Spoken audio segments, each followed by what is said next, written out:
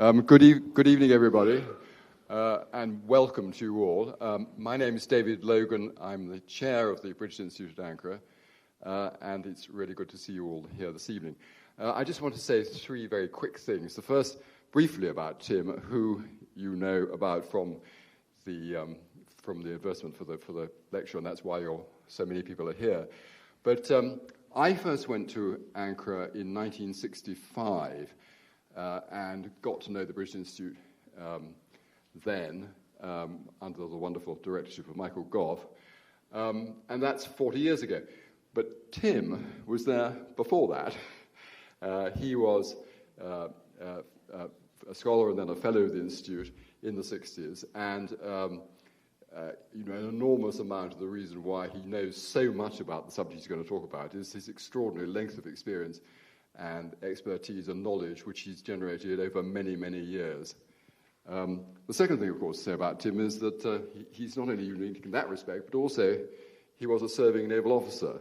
I don't think I know of any other distinguished archaeologist who managed to combine two careers like that in the same way as he's done. Tim is going to speak for about 50 minutes, and then he's kindly said that he'd take questions, and so the key thing about questions is wait till a roving microphone comes to you.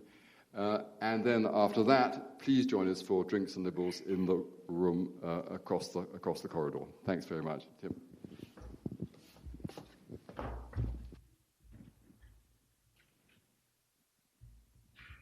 Thanks very much, David. Thank you all for this opportunity to talk about the Euphrates frontier, and thank you particularly to the Roman Society for helping through the Hugh Loss Fund towards the cost of publishing colour photographs in something which I hope will emerge from Oxford University Press in February. It's a great pleasure, if rather daunting, to see among us this evening my examiner of so long ago, Sir Fergus Miller. The last public account of this frontier was given by Vincent York to the Royal Geographical Society in October 1896. There has been a gap of about 120 years. This is just a brief personal update. The large map on the right was compiled by the Ancient World Mapping Center in North Carolina, and it replaces the Barrington Atlas with all the sheets together on the same scale.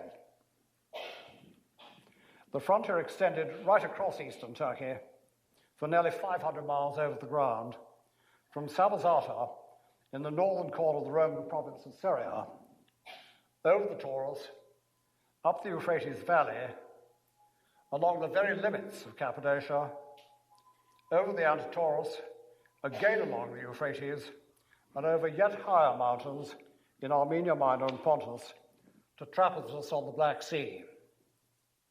The outline was established by Vespasian in AD 71 in a geography known to Claudius and on a structure developed during Nero's Armenian Wars. It faced in northern Mesopotamia the Parthian Empire, in the east the turbulent Armenian kingdom, and in the north marauding tribes, barbarians, and incursions across the Caucasus. The garrison was large, 2 legions at first, and ultimately 4, and in support a large auxiliary army stationed in intermediate forts linked by military roads. 800 miles by road from the Aegean, this was a remote and desolate region with challenges of scale and accessibility, altitude and climate unknown in other parts of the imperial frontiers. This northeastern section was 5 times the length of Hadrian's Wall, and in places more than 7 times as high. Most of it could only be traced on foot. Much of the right bank of the Euphrates was impassable, with several enormous gorges. The mountain barriers were high and fractured. The Legionary Fortress of Sattler stood at nearly 6,000 feet. I'll see if I can point to it up here. The military road used in summer across the Pontic Alps reached an altitude of 8,400 feet. I clambered there through deep snowdrifts in early June. We know the basic structure of the frontier.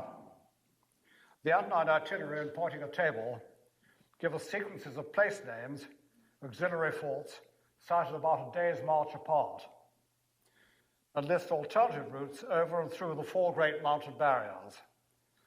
The names and many others recur in Ptolemy.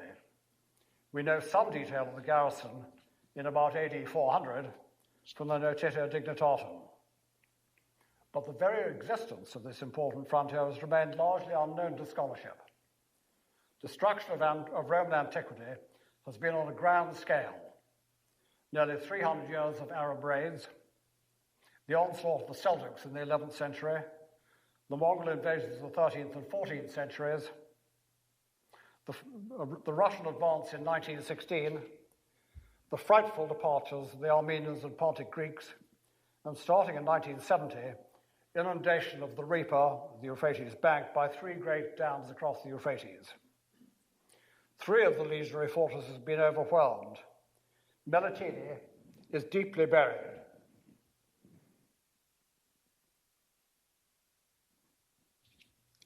Samosata and Trapezus vanished before they were found beneath the waters of the Ataturk Dam, and the heart of modern Trabzon. Only Satala survives. Most of the auxiliary forts have shared the same fate. Few are marked by clear remains, but the positions of most, some signposted by military inscriptions, can be determined with precision. So Hogarth and York searched in vain in 1894. Travelling north from Commagene with guns, they took 5 weeks on horseback to reach the Black Sea at Trebizond, moving rapidly amid rumours of cholera to avoid quarantine cordons and fearful of arrest. But the sheer distance across mountainous and virtually unexplored country made their observations patchy and hurried, and they concluded mistakenly that the Euphrates itself, an absolutely unfordable river, flowing at a rate of seldom less than 5 miles an hour, in one long succession of dangerous rapids, never less than 200 yards and often quite a mile broad, emerging from one frightful gorge only to enter another, is a natural barrier, needing but a very thin line of human defence. For 70 years, their undiscovered frontier remained hidden by wars, instability, sensitivities about Armenians, Greeks, and Kurds, bureaucracy and language. The British Institute at Ankara gave me a research fellowship in 1963 to look for the frontier. The task seemed manageable then, but it has taken 50 years, and for many reasons cannot be undertaken again. Crucial for a dozen research journeys has been the support of the British Academy, unfailing since 1974, and the Royal Navy, keen to nurture interpreters. In the 1980s, I spent 3 years in the headquarters of the Turkish Navy in Ankara. The 1960s were a golden age for fieldwork. I stepped into an ancient way of life, supported by animals and the land. Villages had no roads, running water, or electricity. Linked by mule tracks, they preserved a pattern of population and movement unchanged in essence since Roman times. Clustered around the ruins of the Legionary Fortress here, Sadak was full of water buffaloes, carts, threshing floors, and squared stones in reuse. Farmers and herdsmen knew where to find coins and pottery and written stones. Roman coins were still in circulation at the farthest limits of Cappadocia as a form of barter currency for things like vegetables or tobacco, and inscriptions were preserved in churches or useful in houses. The hydroelectric dam at Keban was marked in outline on the rocks, but the Karakara and the Taurus and the Ataturk below Samosata were not yet contemplated. Let us start in northern Commagene and travel northwards along the frontier. We'll see glimpses of fortresses and forts, roads and bridges, traces of watch and signalling systems, navigation, a background of villages and Kurds and Turkish children, and Xenophon's view of the sea. Below the Taurus, Samosata guarded the Euphrates crossing and the route from northern Mesopotamia. Capital of the Antiochian dynasty, The city was annexed with Commagene in AD 72 and garrisoned after Trajan's Parthian War by the Legion 16 Flavia Fama, redeployed from Satellite. The position of the Legionary Fortress, whether in or outside the city, had not been determined before all was drowned by 1990. City and fortress were served by an aqueduct 25 miles long, drawing from a river cascading down from Nebrodar. In a vast engineering project, bridges were thrown across ravines and tunnels were cut through cliffs above the Euphrates. From Samosata, 2 roads led north over and through the Taurus. The first, listed in the Antonine itinerary, headed straight towards the mountains, its course preserved near Adiamon by the remains of a Roman bridge at Pere. As it headed towards the escarpment, as it headed below the escarpment towards the glittering peak of Nebrodar by a milestone of Marcus and Lucius of AD 161 to 69, and at the crossing of the Gendrisu by Severus' famous bridge, rebuilt for its foundations in AD 200 by the Legion at Samosata. The arch is 34 meters long, 5.2 meters wide, measurements which recur in 4 other large bridges south and north of the Antitaurus, in Armenia Minor and in Pontus. The Chabina Bridge, this bridge, establishes the starting point of the strategic military road to Cappadocia. Following a route remote from any modern road, the Roman climbed directly into the Taurus, past the temple complex of Derek-Kali, evidently Lacatina, visited by Constantius II in AD 360. Ionic column drums lie in a huge pile, and a 2-story tower still stands to a height of 10 meters. A vault below is home in summer to a family of Zaza Kurds speaking a Persian dialect mingled with Armenian. On the summit cone, towering nearly 500 feet above the temple, a monumental inscription recorded the erection associated with oracles of an altar and statue of Zeus, evidently by Tiberius Claudius Candidus, victorious in Severus' first Parthian campaign in AD 195. Below, a thermal spring, smelling of gunpowder, is reputed to cure rheumatism and reminds of hallucinogenic gas at Delphi. Trackless mountains mark the northern horizon. A fine section of cobbled agar, 4.9 meters wide with well-defined curves and long traces of roadbed, lead up and over the very summit of Gopal Tepe, 6,500 feet, prominent to the north of Nebrodar. The name is meaningless to local guides. It is tempting to imagine in it an echo of Corbulo, who marched day and night over the Taurus with Magna Vis Camalorum, laden with grain, to rescue Caecilius Paetus in AD 62. Descending steeply for nearly 4,000 feet, the road plunged in short zigzags to the Sherechai, bisecting the Taurus. Here, on the river bank, was the station of Myrsena. All trace of a bridge has been swept away. To the north, the area can be traced for several miles, climbing along interlinking ridges and small plateaus to the summit of Shakshakdar, 6,300 feet. In the northern distance, above my companion, the conical peak of Duluk Tepe rears over the fortress of Melitene, and across the horizon stretch the Antitaurus and the mountains above the Dersim. A long section of cobbled agar, finely preserved, falls steadily, then in steep zigzags to the Malacha plain in a total of some 17 hours from the Severus Bridge.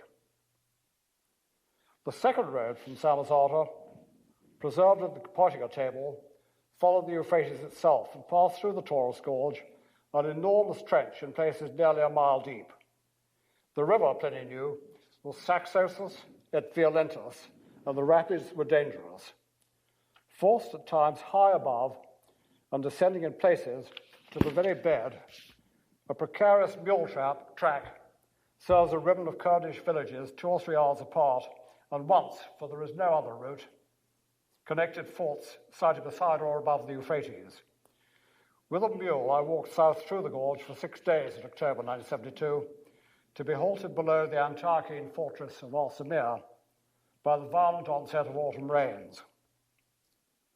Scattered traces survive of an ancient road. A day north of Armenians, a rock-cut section passed through a promontory to Kilik, poised on the very brink of the Euphrates.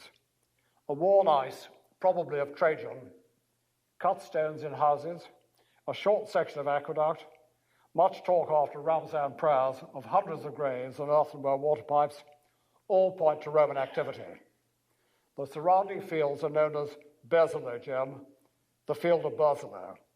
This clinches the ancient name. Here undoubtedly was Berzelo, one of 2 castra praesidiaria, where the river was easily crossed and the bank defended with catapults and sharpened stakes, described by Ammianus in AD 360. 2 hours to the north, a section of ancient paved road leads down to the river's edge and around the base of cliffs south of Bebol, the name suggestive of 1st century settlement at Juliopolis or Claudiopolis in Ptolemaic Pliny.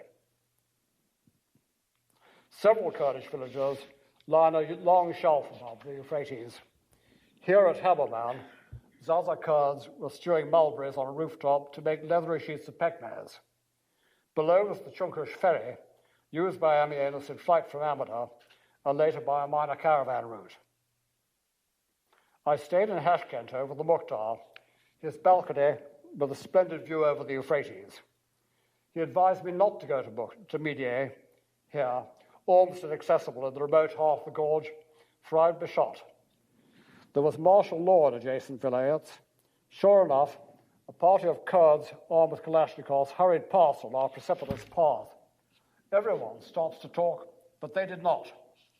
Ramazan, my muleteer, was too tired to worry, and in fact was more concerned about bears.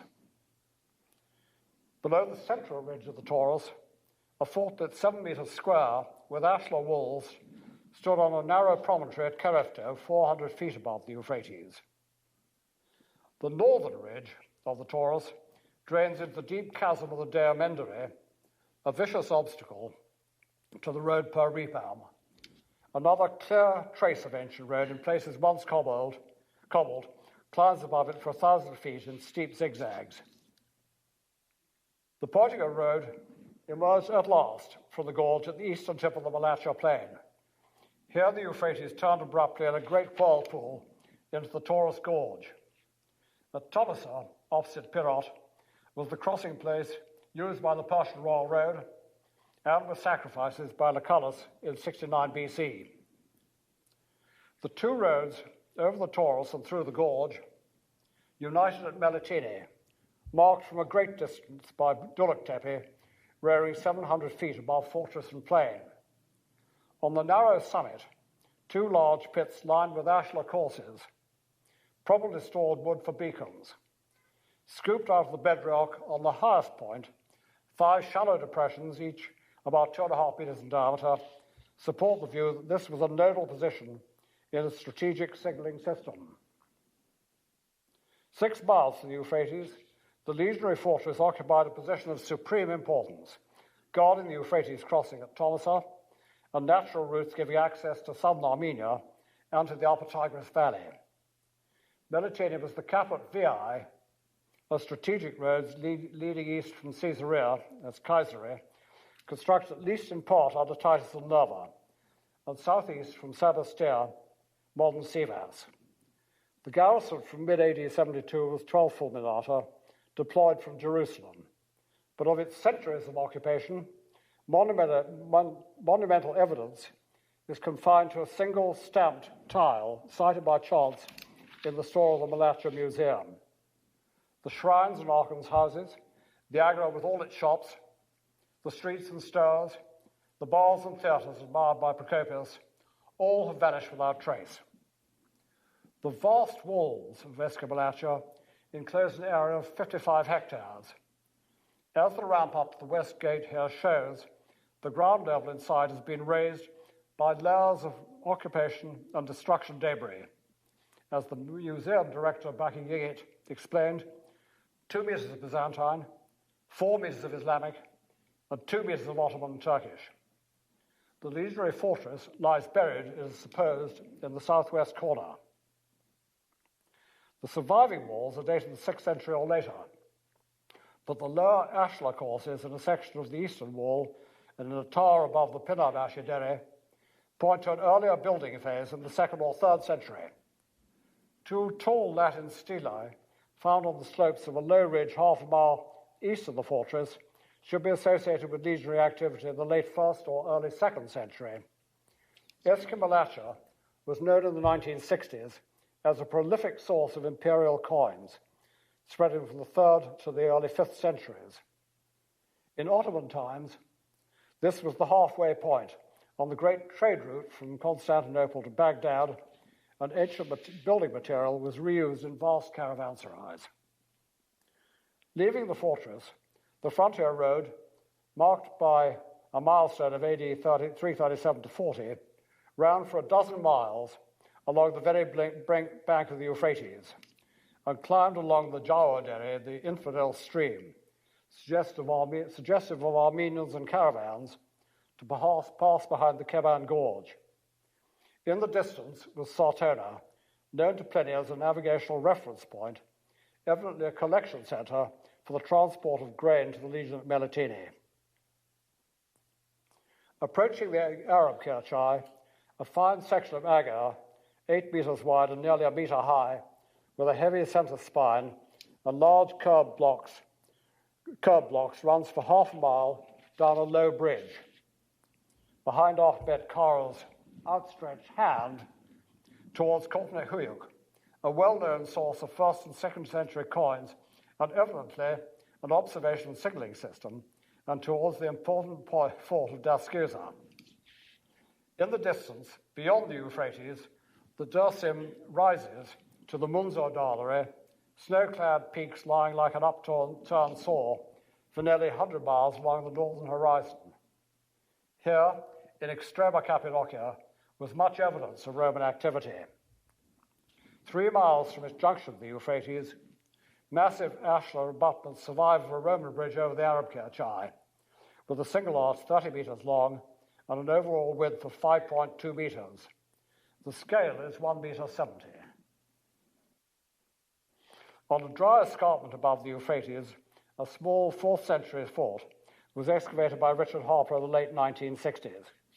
In reuse was a building inscription of Caesarius Gallus, the great road builder and governor of Cappadocia in AD 80 to 82. This was evidently a rebuilding of Daskuza, specifically linked by Pliny with navigation and halfway by river between Zamara and Melitene. Known to Claudius as the eastern limit of Cappadocia, the early fort was probably sited at Parnik on the very bank of the Euphrates. The garrison at the end of the 4th century, and perhaps long before, was Ala tu Alpia Ariana. Significantly, a cavalry crossing is marked on Turkish army maps, and I waded across in October. Grain from the small surrounding plain was in all probability collected at Daskuza, as more recently we will see, at Zamara and transported by raft to Melitene. Armenian treasure was a magnet for local enthusiasm and eager advice, and pockets revealed 38 Roman coins, including 3 of Nero and Titus. Together, they point to 3 main periods of activity under Trajan, the Severi, and Licinius and Constantine. North of Daskuza, the military road once again divided. The main strategic road, the Poitica Road, turned away from the Euphrates and climbed to the high watershed above the Arab Kirchai. On a fine section of cobbled road, nearly 8 meters wide and 60 centimeters high, my brave wife's horse, maddened by a fly, rolled right over her. Beside the road, one of several conspicuous mounds, typically 30 meters across, is evidently associated with signalling to and from a large fort, 2 miles east. The ruins are irregular in shape, measuring some 275 by 195 meters. Ashlar courses preserved at the base of the west wall above the Chitchai here are dated the 2nd or 3rd century.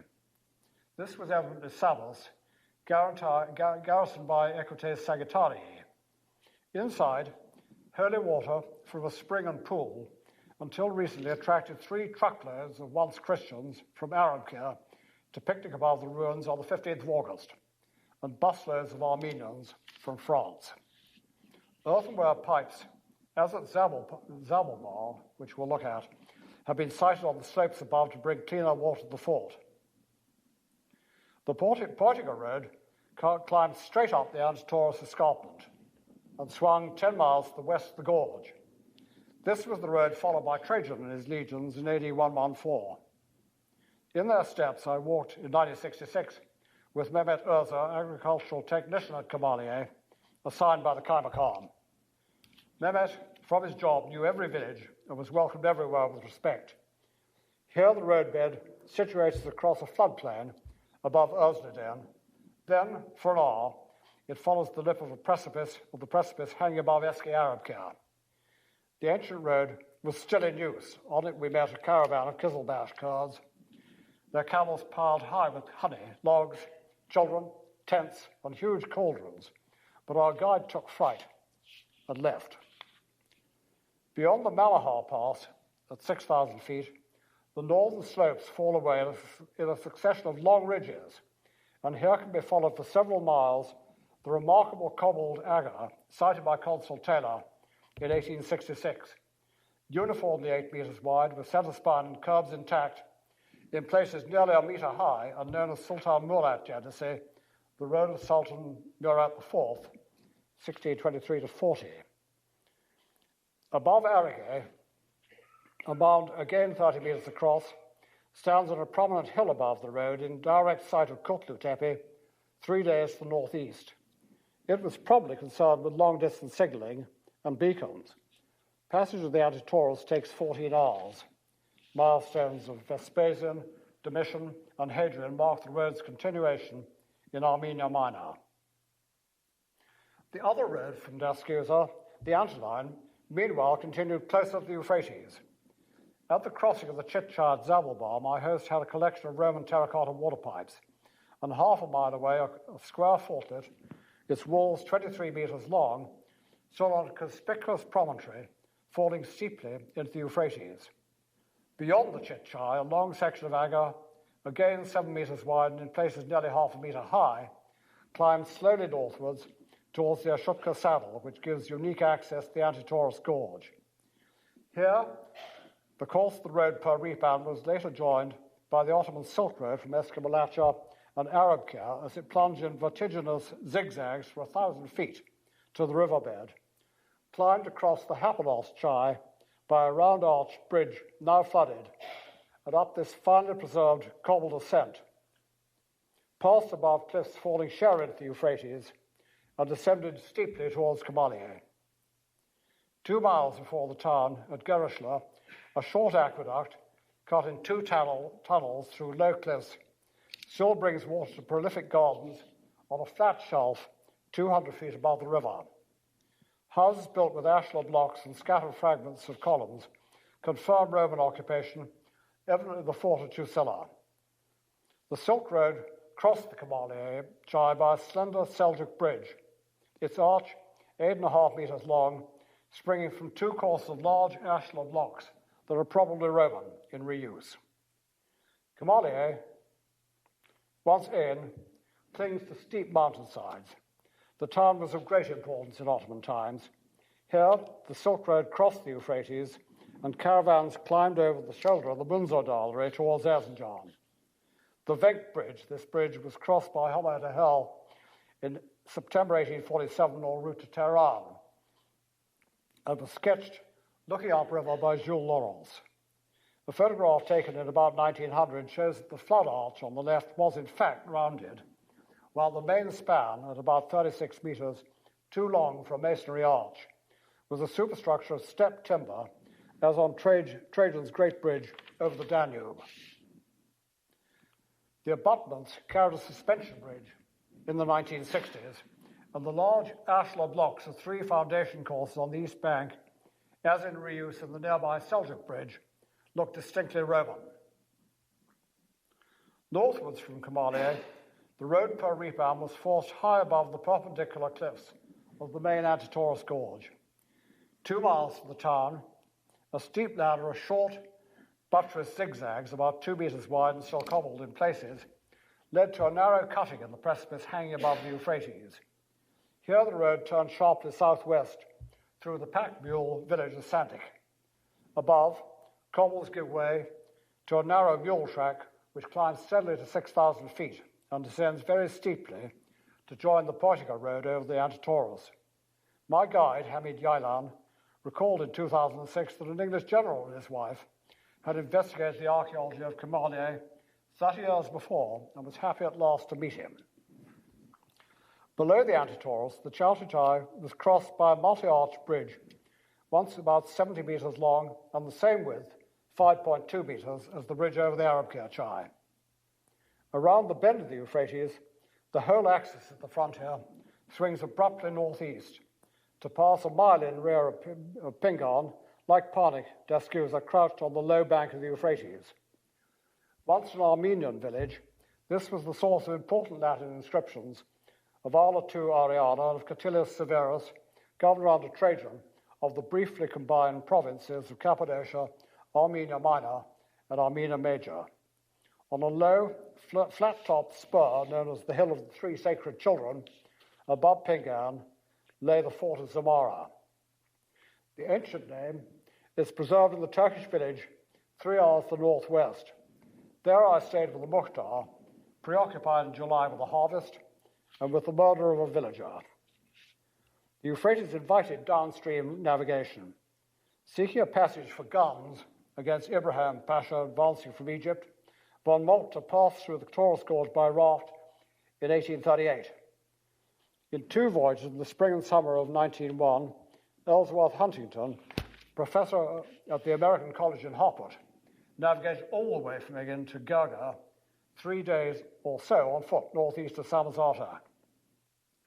Samara is associated with navigation. Based on the eyewitness accounts of Corbulo, the river distances given from it by Pliny, 75 miles to Daskuza, 149 to Melitini, point to raft traffic under Nero, the transport primarily of grain and timber for the Legion at Melitini, about 20 hours in spring, when the river was full, and 30 in summer. Beyond Melitini, the rapids of the Taurus Gorge were too dangerous for routine navigation. Our raft was constructed at the mouth of the Barstash Gorge, an hour upriver from Pingarn. 42 goatskins unpacked from 2 sacks and inflated by mouth were lashed together with willow poles in 7 rows of 6 to build in less than an hour a square, flexible and virtually unsinkable craft. 2 men steered with wooden sweeps, careful to wet the skins, and collected brushwood to keep passengers and cargo dry, except, we found, in rapids. A ton of grain was waiting on the bank at Pingarn. The Kellic easily carried this and several passengers. The plan was to float through the Anti-Taurus Gorge in about 2.5 hours to Kemalieh, but a violent evening thunderstorm meant taking rain-soaked refuge overnight in Navril, 1,000 feet above the gorge, and the brief voyage took 2 days. The Euphrates was in flood in late September. A mass of brown water funneled up to 15 knots between almost perpendicular cliffs falling sheer into the river. I saw no inscriptions. Leaving Zamara, the frontier road passed behind low hills and crossed the Karabudak by a bridge, a rock-cut panel at eye level proclaims, restored over the river Sabrina by Decius, AD 249 to 251. Bedded in a jagged spine of rock 2 miles from the Euphrates, abutment 7 meters wide, suggests a single arch about 30 meters long, similar in size to that over the Arab-Kirchai. On the ridge beyond, the cobbled roadbed, followed for much of 200 miles from Comagene, ends abruptly. The chain's construction suggests a command boundary, perhaps, between the legions at Melitene and Satla. This was also the vilayet boundary and effectively the gateway to Armenia Minor. Here survey work has not been easy. Deep mistrust between Sunni and Alevi, proximity across the Euphrates, the Dersim, and PKK have brought nervousness to Erzincan since the mid-1980s. in the police headquarters, a secret fax from Ankara corrupted my objective, Sattler, into salata, salad, obviously a code word and tricky to explain. Twice I was denounced covertly by an onlooker as an Armenian spy and arrested suddenly at gunpoint by van loads of gendarmes. Both arrests, the first with my gendarme Sergeant Ahmet Demirtaş, rapidly, the second after long referral to the public prosecutor in Erzincan, ended in laughter and tea. So from 1984 until 2000, I was escorted by special teams or by small armies up to 22 strong, armed for teeth and supported by belt-fed machine guns on tripods. These fine commandos were assigned to me by Vali or Kaymakam with strict orders not to cross the Euphrates. It was from the Dersim, on the far side, the ancient stronghold of the Kurds, the bands of PKK infiltrated northwards. Here is a guarded picnic, with Fakhriye Bayram, my splendid representative, and Suleiman Polatli, the redoubtable Mukhtar and Melik Sharif. In the background is what they call a lant, a Land Rover. On the ridge above the DCS bridge, the frontier road again divided, and my interests were a source of suspicion. I was searching for Roman roads and tracks leading north to the Euphrates. These, unfortunately, coincided with supposed PKK transit routes. Most nervous-making was an ancient track to Rafahieh, a shortcut once much used by pack mules climbing through the frightful desolation of the Kerbayars, the Baby Donkey Pass at 7,400 feet, and winding along a narrow track, a narrow rock-cut track to Dishtash, the picnic site we'd seen. Here I passed with my army and was guided next year by two eager treasure hunters. Armenians they knew had buried gold everywhere before they left in 1915. The Apennine road following the Euphrates eastward to Erzincan was less contentious. Squeezed in a narrow trench between the Munzur Dağları and the mountains of Armenia Minor, the valley offers a difficult route. Towards its highest point, 5,500 feet, the ancient road passed through remarkable gates of white marble and descended by a sinuating cutting 2 or 3 meters wide and 1,000 meters long.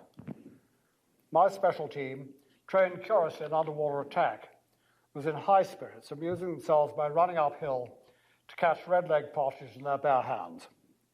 We were lucky. A dozen figures suddenly appeared on the surrounding peaks like watching Apaches. Shepherds, my sergeant said, but they were in fact village guards, we learned next day, each with his kalesh and about to open fire. Warning reached them just in time. Across the sloping strata beyond the marble road, all further trace was carried away in a devastating landslide triggered by the 1939 earthquake. Opposite Kemer, the Euphrates Valley begins to widen. Here it is overlooked by an apparent watchtower above the site of Kosega, where the frontier road per Ripan is joined by the winter road from Nicopolis to Sattler. The Apennine route continued to Erzincan. Beside the earthquake cemetery, Erzincan Kali, a massive Seljuk gatehouse and tower, stands incongruously in the northwestern corner of a much older, quasi-rectangular enclosure, 320 meters long and 180 wide, surrounded by wall cores of rough river stones set in mortar with scattered fragments of apparently Roman bricks. The facing stones have been robbed. Outside the walls is a wide vallon. The shape and size broadly resemble the fort at Samos below the Antitoros. The internal ground level, raised 2 to 3 meters above the surrounding plain, recalls Eskimalacha. The enclosure evidently preserves the fort of Susa, captured with Sattler by Sapor in AD 256. Here at last, at Erzincan, the road per Ripan left the Euphrates to climb north over the high Sipakar Pass, 7,870 feet. Traces of an ancient road, 7.6 meters wide, zigzag across the modern, up to and over the pass. In the valley of the Sabak Chai, 2,000 feet below, I feasted twice on honey and on the encyclopedic local knowledge of Dursun Nezir, who has brought his beehives up from Machka to the same spot for the last 25 years. He told of marauding bears out of terracotta milk pipes, water pipes that is, discoloured with limescale. Sighted by others, half a metre long and fitted together in a concrete bed buried a metre deep, they brought water to Sadak, to Sattler, 8 miles away. Meanwhile, back at the divergence above the Decius Bridge, the Portugal road had turned away from the Euphrates to pass transversely through and over the mountains of Armenia Minor. By the rock-cut Camel's Neck cleft here, it descended for half a mile, 3.5 metres wide with traces of paving, to the Kurachai, and climbed over the low Cinebelly Pass, 5,900 feet. On the summit, it climbed over the low Cinebelly Pass towards the watershed between the Persian Gulf and the Black Sea. There it traversed below the isolated peak of Kurtlu Tepe, 8,800 feet. On the summit, shallow pits, unlined, may be associated with timber storage and long-distance signalling. Marked by a milestone of Domitian, reused by Hadrian, the road passed through Melik Sherif, perhaps Harris, and climbed again past a milestone of AD 76, copied by Cumor in 1900 and now lost, to follow the ridgeway high above the Refahie Valley. In the southern distance stretched the Munzor Dağları, the great mountain chain beyond the Euphrates. Its route chosen with great skill, the frontier road descended to the bed of a deep valley. There, in fields, on another 15th of August, a man in a suit and his young son were sacrificing a goat. Now began the long ascent to the high Chemen Dağları to join, close to the summit, the summer road from Nicopolis and ultimately from Ankara, in precisely the configuration suggested in the Portugal table and corroborated in the Apennine itinerary. In this vicinity, 11 hours each from Melik Sherif and Sattler, was the fort or refuge of Adracones, the dragons, it seems, the extraordinary twin peaks of Ikisivri. Marked by observation posts and by trenches below, this had been the limit of the Russian advance in 1916.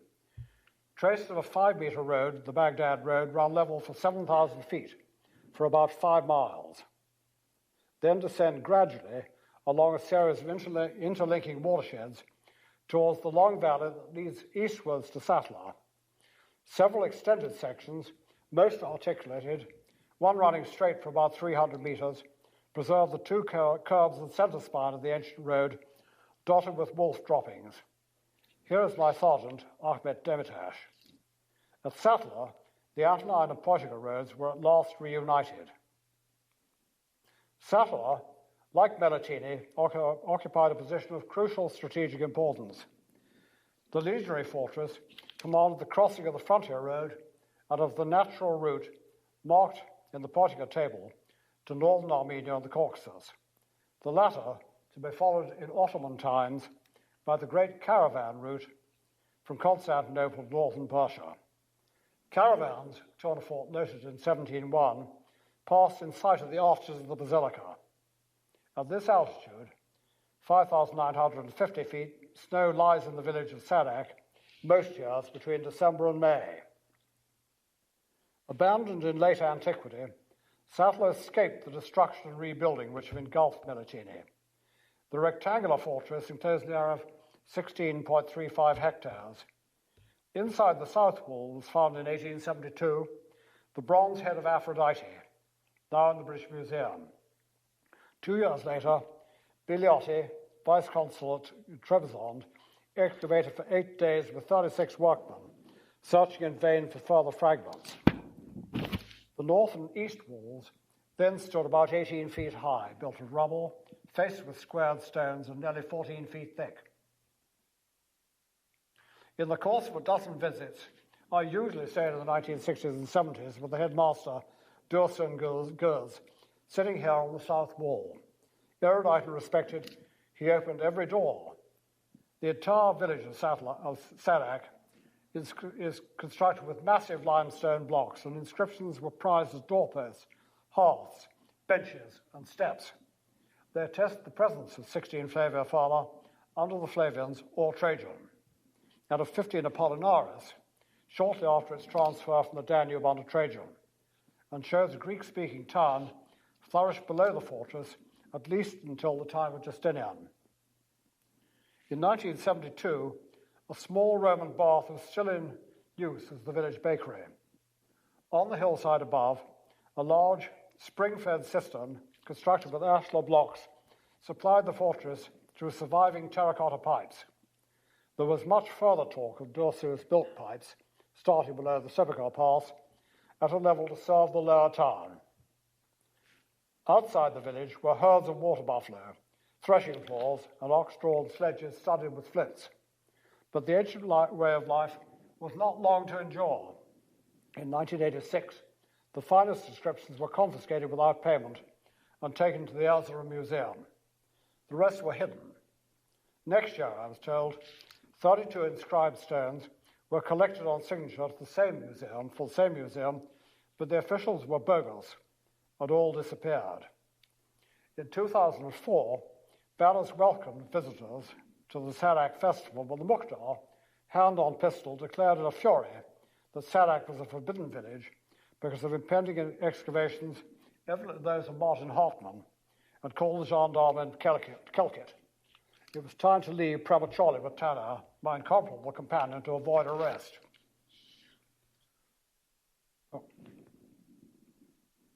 North of Sattler, the frontier road climbed to a low pass and descended gradually towards the headwaters of the Lycus. Traces of a 5-metre road between defined curves can be followed for nearly 8 miles. Meeting 2 armed men, my representative knew he would die in this desolation and implored me to take his body home to Izmir. But they were boar hunters, not PKK, and they invited us to share their family picnic. Reaching the Harshit, which cuts transversely through the Pontic Mountains, the course of the frontier road is established by the Great Seljuk Bridge, 74 metres long, known as the Baghdad Bridge. 2 large arches survive, and of the northern, 14 metres long and 5.5 metres wide, the 2 lowest courses of each abutment and the central breakwater are unmistakably Roman. Soon after the crossing at Teke, the ancient Sidiska, the road again divided.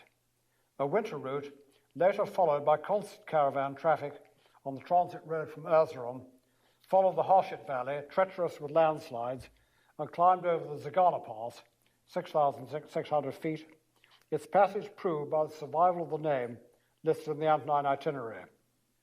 From the pass, the sea is not in sight, and the road descended with some difficulty to Machka ad Vicensibum, 20 miles from Trapezus.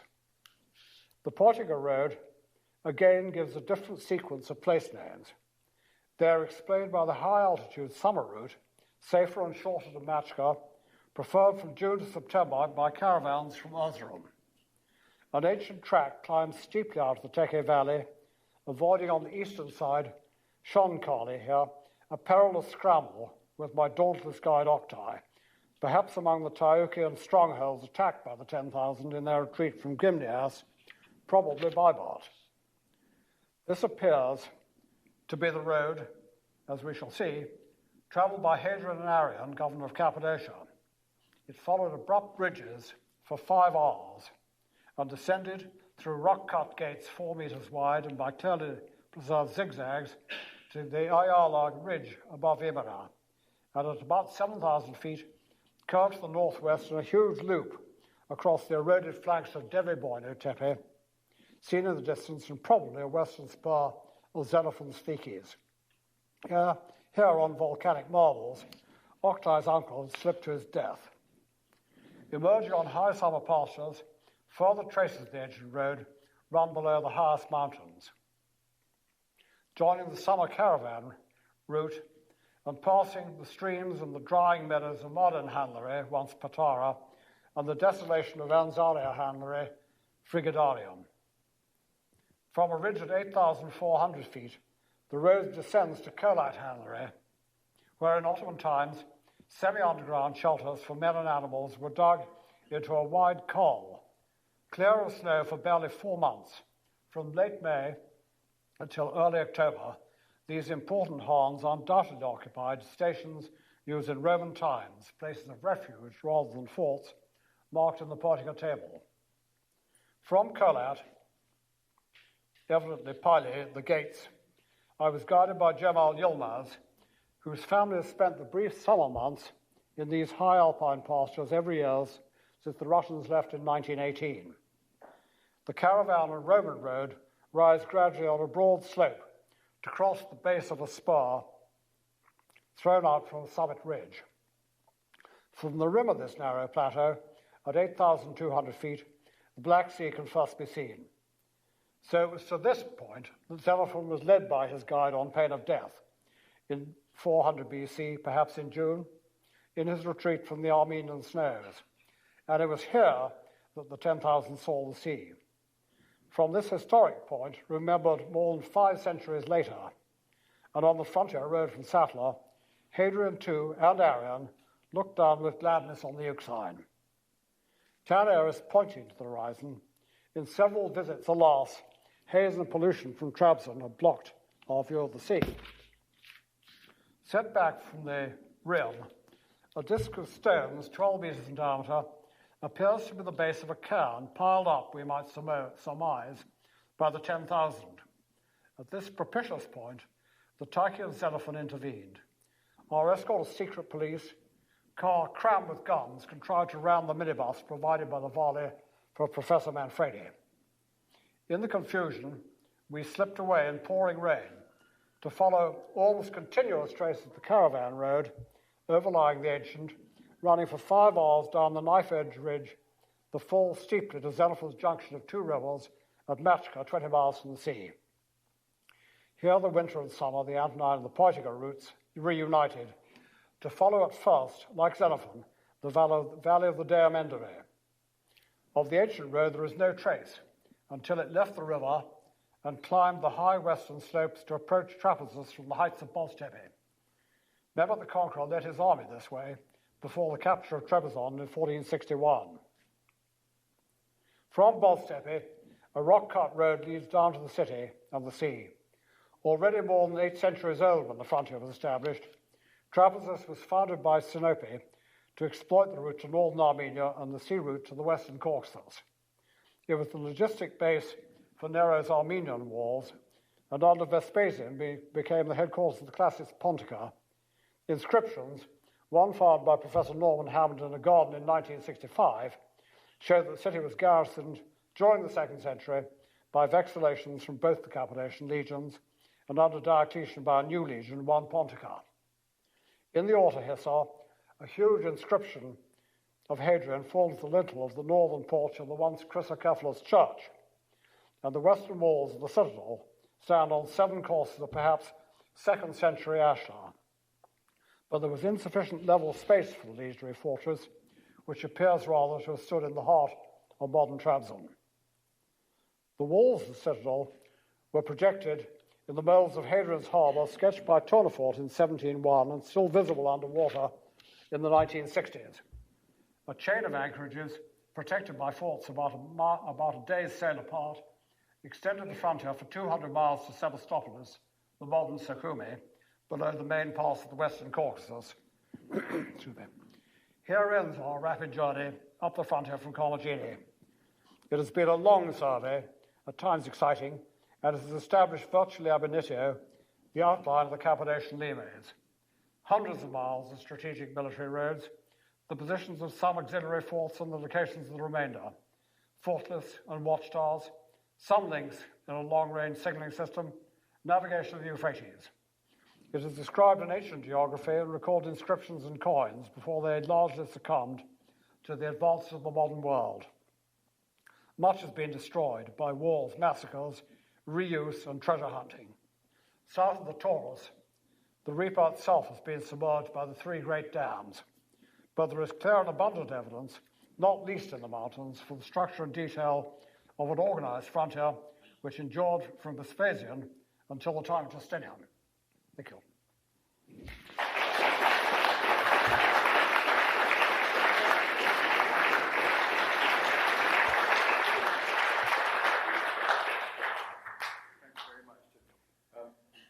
As I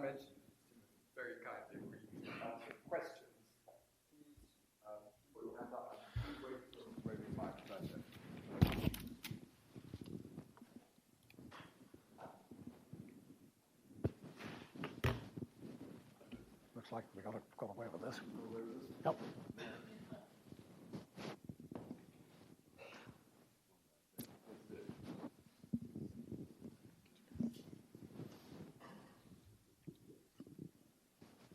In those periods when the frontier was thrown forward and there were garrisons in Armenia Major and not just Armenia Minor, was the troop disposition and so on the actual Euphrates frontier changed, or did they consider these as sort of forward outposts, as it were?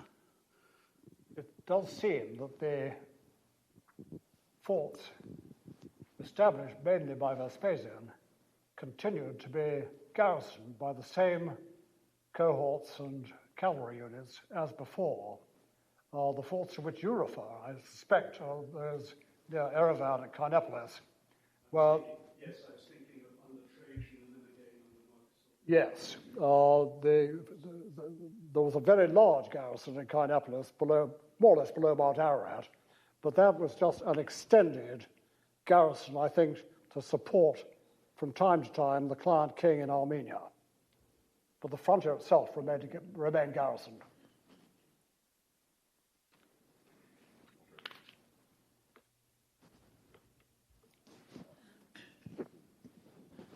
You showed a picture, I think it was called the Sendiri Bridge, which had two columns at one end and the remains of two columns at the other end. This may be a very ignorant question, but is that a Roman feature? Oh, yes. Because I have met exactly the same thing in an Islamic bridge in Afghanistan. Two columns each end, and that's the interest for me. But it is Roman in your case. In this case, the bridge was built by Severus in AD 200. There were four columns, two at each end. Yes, two at One, each end. the column of Gita, was removed pretty shortly after the bridge was built. But the other three are still there, of course. Yeah, that's what it looked like on the photograph. Thank you.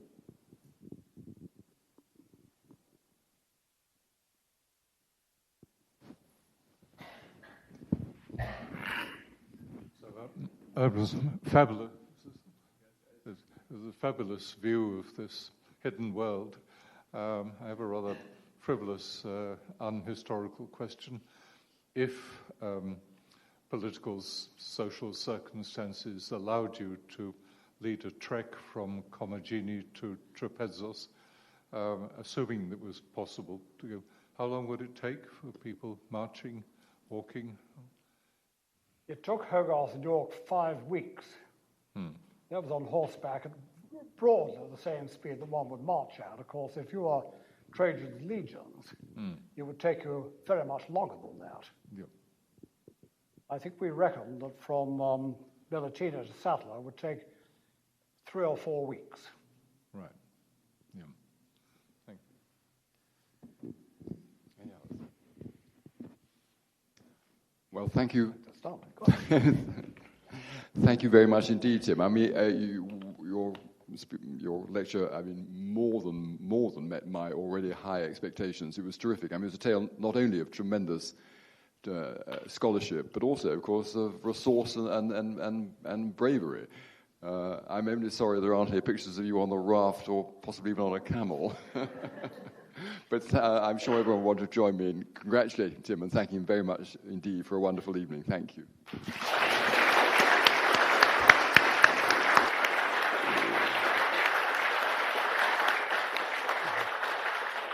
I think maybe 3 went to sleep.